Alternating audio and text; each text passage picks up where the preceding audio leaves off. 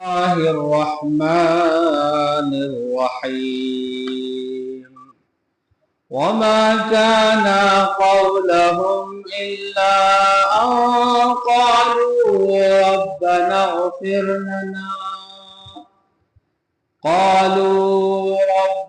اغفر لنا ذنوبنا وإسرافنا في أمرنا وثبت أقدامنا وانصرنا على القوم الكافرين۔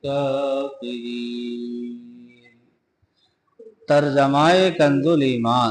اور وہ کچھ بھی نہ کہتے تھے سوائے اس دعا کے کہ اے ہمارے رب بخش دے ہمارے گناہ اور جو زیادتیاں ہم نے اپنے کام میں کی، اور ہمارے قدم جما دے اور ہمیں ان کافروں پر مدد دے۔ وما كان قولهم الا ان قالوا ربنا، اس کی تفسیر سماعت فرمائے، اور وہ اپنی اس دعا کے سوا کچھ بھی نہ کہتے تھے کہ اے ہمارے رب، یعنی رسولوں کے ساتھی تکالیف پر بے صبری نہ دکھاتے اور دین کی حمایت اور جنگ کے مقامات میں ان کی زبان پر کوئی ایسا کلمہ نہ آتا جس میں گھبراہٹ، پریشانی اور تزلزل یعنی ڈگمگانے کا شائبہ بھی ہوتا، بلکہ وہ ثابت قدم رہتے اور مغفرت، ثابت قدمی اور فتح و نصرت کی دعا کرتے۔ انبیاء کرام علیہم السلام کے صحابہ کی جو دعا بیان کی گئی ہے اس میں انہوں نے اپنے آپ کو گنہگار کہا ہے۔ کیا کہا ہے؟ اپنے آپ کو گنہگار کہا ہے۔ یہ عاجزی انکساری اور بارگاہ الہی کے آداب میں سے ہے، لیکن لطف کی بات یہ ہے وہ خود کو گنہگار کہہ رہے ہیں اور ان کا پروردگار انہیں ربانی یعنی اللہ والے فرما رہا ہے۔ بات سمجھ رہے ہیں؟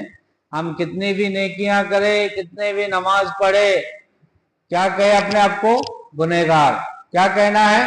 گنہگار۔ لیکن یہ لوگ اپنے آپ کو گنہگار کہہ رہے تھے لیکن اللہ کی بارگاہ میں مقبول قرار پائے۔ یہ اس سے مطلب اللہ کی بارگاہ میں نیکوکار فرمائے۔ کسی بزرگ کا فرمان ہے کہ ساری دنیا مجھے مردود کہے، ایک بزرگ کہتے ہیں کہ ساری دنیا مجھے مردود کہے اور رب کریم کی بارگاہ میں مقبول قرار پاؤں۔ یہ اس سے بہتر ہے کہ ساری دنیا مجھے مقبول کہے اور رب کریم کی بارگاہ میں مردود قرار پاؤں۔ آیت سے یہ بھی معلوم ہوا کہ اللہ کی بارگاہ میں اپنی حاجت پیش کرنے سے پہلے توبہ و استغفار کرنا، یعنی کوئی بھی اگر دعا کرنا ہو، کچھ بھی اگر اللہ کی بارگاہ میں پیش کر رہے ہیں تو پہلے اللہ کی بارگاہ میں معافی مانگے، اللہ میرے گناہ معاف کر، میرے خطائیں معاف کر، میں نے جو تیری نافرمانی کی ہے معاف فرما، پھر اس کے بعد اپنی حاجت اللہ کی بارگاہ میں پیش کریں۔ یہ آداب دعا میں سے، بات سمجھ رہے ہیں نا؟ یہ کس میں سے ہے؟ دعا کے آداب میں سے ہے۔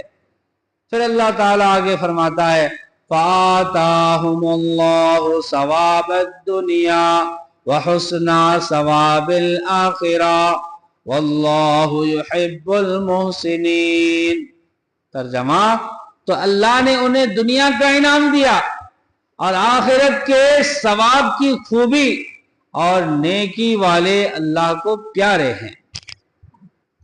فَآتَاهُمُ اللَّهُ ثَوَابَ الدُّنْيَا، تو اللہ نے انہیں دنیا کا انعام بھی عطا فرمایا۔ انبیاء کرام علیہم السلام کی معیت میں دین خدا عز و جل کے لیے جد و جہد کرنے والوں کے بارے میں فرمایا کہ ان کی حسن نیت اور حسن عمل کی وجہ سے اللہ تعالیٰ نے انہیں دونوں جہان کی کامیابی عطا فرمائی۔ دنیا میں انہیں فتح و نصرت سے نوازا اور دشمنوں پر غلبہ عطا فرمایا، جبکہ آخرت میں ان کے لیے مغفرت، جنت اور رضا الہی کا انعام رکھا۔ اس سے معلوم ہوا کہ آخرت کا ثواب دنیا کے انعام سے کئی زیادہ ہے۔ دنیا میں جو ہمیں اللہ انعام دیتا ہے اس سے اچھا کون سا ہے؟ آخرت کا ثواب ہے، کیونکہ آخرت کے ثواب پر لفظ حسنہ زیادہ فرمایا ہے۔ اور یہ بھی معلوم ہوا کہ دین کی خدمت کرنے والے کو دنیا بھی ملتی ہے۔ جو دین کی خدمت کرتے ہیں نا، نماز کی دعوت دیتے، قرآن کی تعلیم دیتے، لوگوں کو سنت سکھاتے، لوگوں کو برائی سے روکتے، تو کہتے ہیں ایسے دین کے کام کرنے والے کو اللہ تعالیٰ دنیا میں بھی اسے عطا فرماتا ہے، دنیا بھی عطا فرماتا ہے، دنیا بھی اسے مل ہی جاتا ہے۔ یا ایھا الذین آمنوا تطیعوا الذین کفروا یردوکم علی اعقابکم فتنقلبوا خاسرین۔ ترجمہ ہے، ایمان والو اگر تم کافروں کے کہے پر چلے تو وہ تمہیں الٹے پاؤں لوٹا دیں گے، پھر ٹوٹا کھا کے پلٹ جاؤ گے۔ یعنی ٹوٹا کھا کر یعنی تم نقصان کھا کر پلٹ جاؤ گے، یعنی نقصان اٹھا کر پلٹو گے اگر تم کافروں کے کہنے پر چلے۔ اب اس کی تفصیل سنیے، تطیعوا الذین کفروا، اگر تم کافروں کی اطاعت کرو گے۔ یہاں مسلمانوں کو بہت واضح الفاظ میں سمجھایا گیا ہے، واضح الفاظ میں سمجھایا گیا ہے کہ اگر تم کافروں کے کہنے پر چلو گے یا ان کے پیچھے چلو گے، خواہ وہ یہودی ہو یا عیسائی یا منافق یا مشرک، جس کے کہنے پر بھی چلو گے وہ تمہیں کفر، بے دینی، بد عملی اور اللہ کی نافرمانی کی طرف ہی لے کر جائیں گے، اور اس کا نتیجہ یہ نکلے گا کہ تم آخرت کے ساتھ ساتھ اپنی دنیا بھی تباہ کر بیٹھو گے۔ کتنے واضح اور کھلے الفاظ میں فرما دیا کہ کافروں سے ہدایت لے کر چلو گے، کافروں سے ہدایت لے کر چلو گے تو وہ تمہاری دنیا و آخرت تباہ کر دیں گے۔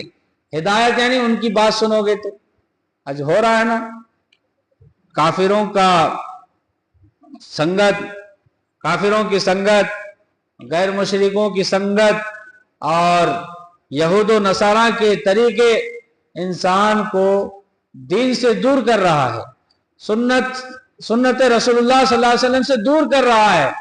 ہر مسلمان کہیں نہ کہیں غیروں کے طریقے کو اپنا کر دین سے دور ہو رہا ہے، اور جو انسان دین اسلام سے دور ہو رہا ہے وہ اپنے آپ کو نقصان میں ڈال رہا ہے، تباہ کر رہے ہیں، دنیا و آخرت تباہ کر دیں گے اگر تم کافروں کے پیچھے چلو گے۔ اور آج تک کا ساری دنیا میں مشاہدہ بھی یہی ہے، لیکن حیرت ہے کہ ہم پھر بھی اپنا نظام چلانے میں، اپنے کردار میں، اپنے کلچر میں، اپنے گھریلو معاملات میں، اپنے کاروبار میں ہر جگہ کافروں کے کہنے پر اور ان کے طریقے پر ہی چل رہے ہیں، جس سے ہمارا رب کریم ہمیں بار بار منع فرما رہا ہے۔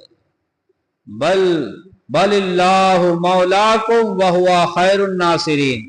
اللہ تعالیٰ اس آیت میں فرمایا بلکہ اللہ تمہارا مولا ہے اور وہ سب سے بہتر مددگار ہے۔ بل اللہ مولاکم وہو خیر الناصرین، بلکہ اللہ تمہارا مولا ہے اور وہ سب سے بہتر مددگار ہے،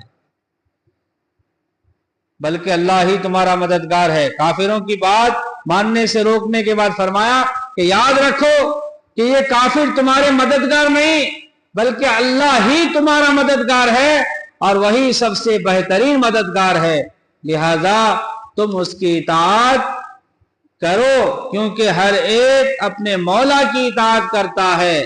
تو جب اللہ تمہارا مولا ہے تو تم اس کی اطاعت کرو، یعنی اللہ کی اطاعت کرو۔